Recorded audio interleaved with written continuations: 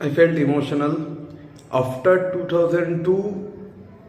আমাদের যে জেনারেশনটা সেরকম পরিমাণে ইস্ট বেঙ্গলের সাকসেস আমরা দেখিনি অনেস্টলি, এবং আমাদের যে জেনারেশনটা আছে সেরকম অনেকেই দেখেনি। আর ইন্টারন্যাশনাল ট্রফি তো সেই 2002, মানে আমার জন্ম 2002, ওই 2002 ইন্টারন্যাশনাল ট্রফি। এত বছর পরে ইস্ট বেঙ্গল ইন্টারন্যাশনাল ট্রফি জিতেছে। সে মেয়েরা জিতুক বা ছেলেরা জিতুক, আমাদের মেয়েরা ইস্ট বেঙ্গলের মুখ উজ্জ্বল করেছে।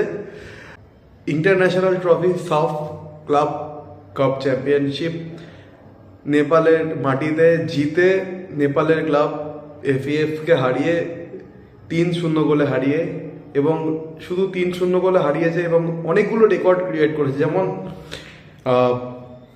সব ম্যাচে ক্লিন শিট রেখেছে, এবং ফাজিলা ইকিয়াপুট আলাদাই লেভেলের ফুটবল খেলেছে। এবং ইমোশনাল ব্যাপারটা হচ্ছে যে 2002 আমার জন্ম, আমি ট্রফি সেলিব্রেশন কি, ট্রফি কি জিনিস, ইন্টারন্যাশনাল ট্রফি আসিয়ার আমরা দেখে এসেছি, আমি ফটো তুলে এসেছি আমার ইনস্টাগ্রামে। আগের ইনস্টাগ্রাম অ্যাকাউন্টে আমার ফটো ছিল, বাট এই ইনস্টাগ্রাম অ্যাকাউন্টে নেই, ফটোটা আছে, রেখে দিয়েছি যত্ন করে। তো সেটা আমরা চোখে দেখেছি, জাস্ট সামনে এসেছি ক্লাবের মিউজিয়ামে। এবার আরেকটা ইন্টারন্যাশনাল ট্রফি, যে ট্রফিটা আমি ভাবতেও পারছি না যে ইস্ট বেঙ্গল সাফ ক্লাব কাপ চ্যাম্পিয়নশিপ জিতে এসছে ভাই।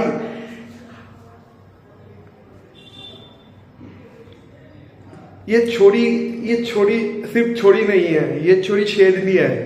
তো আমি চাই, ব্যক্তিগতভাবে চাই, এই টিমটাকে এই সুপার কাপ চ্যাম্পিয়ন হয়ে যাওয়ার সময় যখন এয়ারপোর্টে একদম ঠিক থেকে মাথা যেমন ছিল, যেমন উদ্দাম সেলিব্রেশন ছিল, এই টিমটাকে বরণ করার জন্য এয়ারপোর্টে ঠিক থেকে মাথা সেলিব্রেশন হোক, কলকাতা লাল হলুদ রঙে ভরে যাক।